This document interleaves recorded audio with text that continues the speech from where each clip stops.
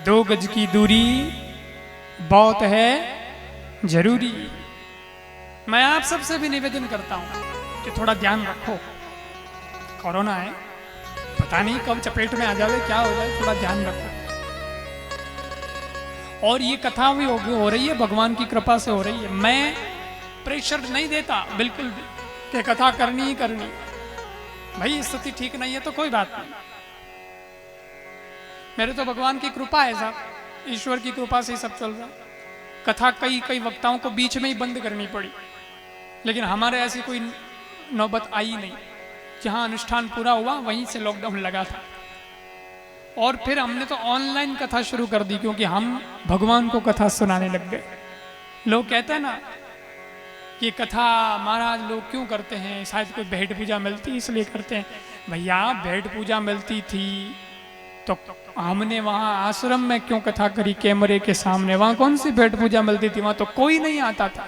लेकिन 1 महीना 1.5 महीना हमारी कथा बंद रही लॉकडाउन में, उसके बाद फिर ऑनलाइन कथा शुरू कर दी, और करीब 12 से 13 कथाएं मैंने गाई है ऑनलाइन। कैमरा लग जाता था, कुछ एक लोग आयोजक जो थे वो आ जाते थे, उनका भाव था कि गुरुजी कथा हो जाए। तो हम तो भगवान को कथा सुनाएंगे। यहां भी ये कथा का आयोजन हुआ ना, तो इस बार भी हमने कहा था, दिनेश जी सरपंच साहब और उनको कहा था कि देखो आपके बने प्रोग्राम हो गए तो देख लो, नहीं तो अपना कहीं नहीं, और पचे नॉर्मल हो जाए तो कर ले हम। तो क्यों नहीं गुरुजी अपना तो सब ठीक है, मोनेट गांव में कोई कोरोना रो केस नहीं है, सब रेडी है। तो मैंने कहा देख लो कोई बात नहीं, बाकी हमारी तरफ से जबरदस्ती नहीं है। मैं लोगों को भी नहीं कहता कि कथा में आओ ना, कोई आवश्यकता नहीं है भीड़ की। अभी स्थिति ऐसी है, परिस्थिति ऐसी है, इसलिए कोई आवश्यकता नहीं है। यूट्यूब पर कथा लाइव है, कृपाराम जी लाइव यूट्यूब चैनल जो बनाया है नया, उस पर यह कथा लाइव है, आप देख सकते हो। और भी जो लोग हैं मैं उनको यही कहता हूँ कि आने की आवश्यकता नहीं है इतना, आप तो कथा अभी घर पे बैठे देखो, क्योंकि सुरक्षा बहुत चाहिए। जीवन बचेगा तो कथा तो फिर मिल जाएगी, शरीर ठीक रहेगा तो कथा तो फिर गा लेंगे, और फिर आप सुनने आ जाओगे और हम सुना देंगे। पर शरीर ही ठीक नहीं रहा तो किसको सुनाएंगे? हैं? अभी लॉकडाउन वापस लगना शुरू हो गया, छोटा छोटा रूप में लॉकडाउन लग रहा है शहरों शहरों में, कहीं 4 दिन का, कहीं 5 दिन का, ऐसे पता नहीं क्या आगे भी क्या स्थिति हो। तो कोरोना का भी चुनाव की तरह चरण शुरू हो गए हैं।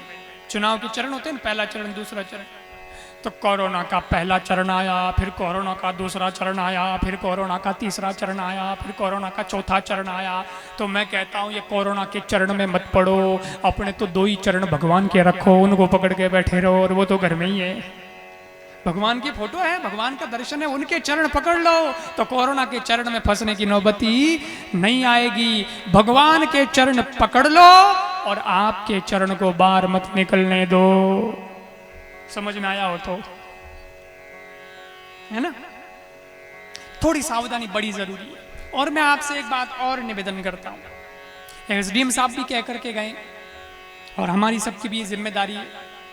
उन्होंने भी बोला कि महाराज से कहिए कि ये बात कर। मैं तो कहता हूं, अभी अहमदाबाद कथा थी तब भी वहां अधिकारी आए थे, तो बिल्कुल सपोर्ट करना है हमें। तो हमारे राष्ट्र को, हमारे देश को, हमारे देश की जनता को, शासन को, सिस्टम को हमें सपोर्ट करना चाहिए, क्योंकि हम प्रजा हैं और ये विकट स्थिति है अभी।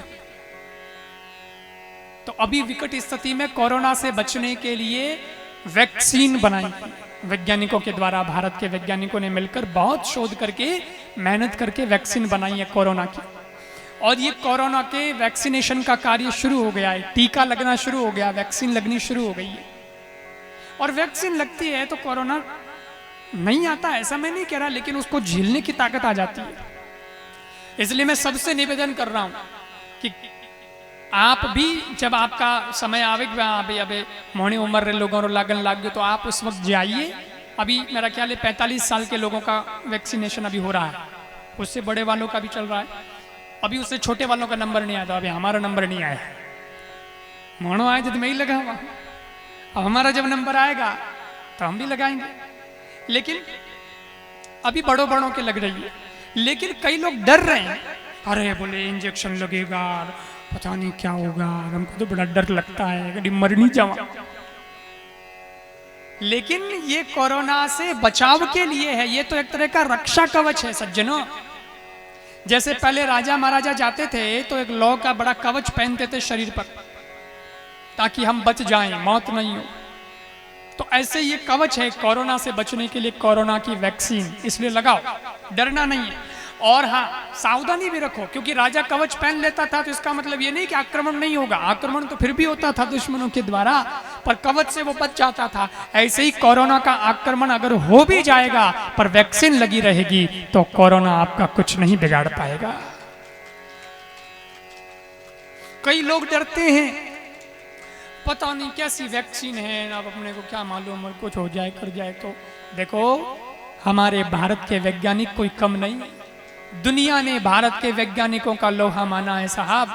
अमेरिका से अगर भारत के वैज्ञानिक वापस आ जाए ना भारत में, तो अमेरिका खुद थरथरा जाए, अरे बोले अब क्या करें, अब क्या करें। क्योंकि अमेरिका जैसे देश में भी हमारे भारत के वैज्ञानिकों का दिमाग चल रहा है, वहाँ की प्रयोगशाला में, वैज्ञानिक शाला में। और हमारे भारत के वैज्ञानिक कोई कम नहीं है, उन्होंने बड़ी रिसर्च करके ये वैक्सीन बनाई है और बिल्कुल ठीक बनाई है, ये ठीक भी करती है। और तो और छोड़िए, हमारे भारत के प्रधानमंत्री महोदय माननीय श्री नरेंद्र भाई मोदी जी, उन्होंने भी तो वैक्सीन लगाई है। अगर वैक्सीन में कुछ ऐसा वैसा होता तो उन पर तो देश का कितना बड़ा जिम्मा है, दुनिया भी उनको मानती है, तो क्या वो वैक्सीन लगवाते? नहीं, लेकिन उन्होंने भी वैक्सीन लगाई है, इसका मतलब वैक्सीन बिल्कुल सही है, बड़े बड़े अधिकारियों ने लगाई। देखो एक उदाहरण देता हूं, देसी बात बताऊं, आप रो डर निकले इन वास्ते कि कोई मिठाई वालों है, उन्हें मिठाई दुकान है, मिठाई बने, अगर उन्हीं मिठाई सही नहीं हुए तो वो दूसरों ने तो खिलावेला पण खुद नहीं खावेला। लोगों ने कहा खाओ साहब मिठाई खाओ, अरे बहुत बढ़िया, अरे मेरा पेड़ा तो बहुत बढ़िया, मेवा का लड्डू खाओ, गुलाब जामुन खाओ, लेकिन खुद आगो रहे, खुद नहीं खाओ, क्योंकि उन्हें टाया कि खावे जेड़ी है कोई, अपने तो निवेड़े की बात करो, धंधो करना अपने तो पैसा कमाना। लेकिन जिसकी दुकान में मिठाई बहुत शुद्धता से बनती है, स्वच्छता से बनती है और अंदर कंटेंट भी बहुत अच्छा जाता है, तो उसको कोई डर नहीं होता है, वो दूसरों को कहता है खाइए, कोई कहता है हम क्यों खाएं, क्या पता कैसी है, तो उनके ही सामने वो खुद खाना शुरू कर देता, बोलो देखो मैं खुद खा रहा हूं, अगर तकलीफ होती, गड़बड़ होती तो मैं नहीं खाता, मैं भी खा रहा हूं, आप भी खाइए, मुझे भी भरोसा है, मुझे भी जीना है, आपको भी जीना है, तो तकलीफ क्या है, फिर डर किस बात का। ऐसे ही प्रधानमंत्री जी ने अगर वैक्सीन लगाई है तो अब हमें भी डरने की आवश्यकता नहीं है। आप तो जब सरकार की ये व्यवस्था है, प्रशासन उसमें आपको जागरूक कर रहा है, तो घर से निकलिए और वैक्सीन लगाइए। फिर देखो वैक्सीन बनती कैसे, कोरोना का ही जीवाणु से वैक्सीन बनी है, क्योंकि वैक्सीन ऐसे ही बनती है। हमारे यहाँ कहा जाता है लोहे से ही लोहा काटा जाता है, और जहर कटे, और ये जो सांप काट जाता है ना, तो उस सांप के जहर को उतारने की जो दवाई बनती है वो सांप के जहर से ही बनती है, और उसको खाने से फिर जहर उतर जाता है सांप का।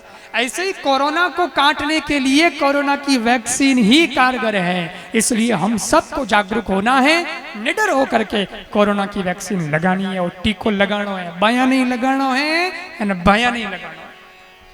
करबद्ध निवेदन है आपसे, क्योंकि ये व्यासपीठ से कहा जा रहा है और वही बात यहाँ से कही जाती है जिसमें देश का भला हो, हमारा सबका हित हो, इसलिए ये संदेश मानवता का संदेश है। मैं बहुत सारी बातें मानवता की करता हूँ, पर आज कोरोना की वैक्सीन लगाने के लिए जागरूकता भी मानवता का संदेश है, इसलिए मैंने ये संदेश आपको दिया है और प्रेरणा दी है। तो हमें तो कोई डर नहीं कि नहीं कि है, सब कोरोना की वैक्सीन लगाओ ना, हाथ ऊंचो करो, देखा नहीं लगाओगे ना सब, इतने ही लगाओगे क्या?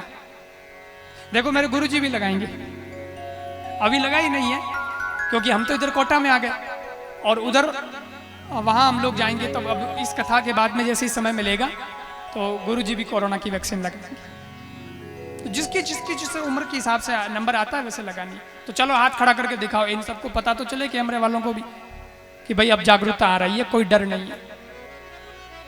थे सब भाई हाथ खड़ा कर दो, जिन्हें हाथ है वह खड़ा कर दो, नहीं है तो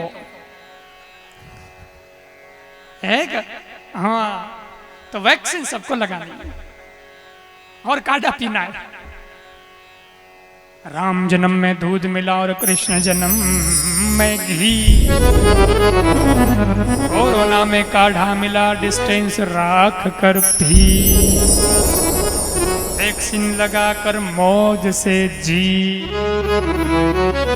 और मास्क लगाना, ये देखो मैं भी साथ में रखता हूँ। मास्क लगाओ ऐसे, आप भले ही लगाओ लेकिन ध्यान रखो, ऐसे मास्क ऐसे लग जाता है आराम से, कोई तकलीफ वाली बात है नहीं।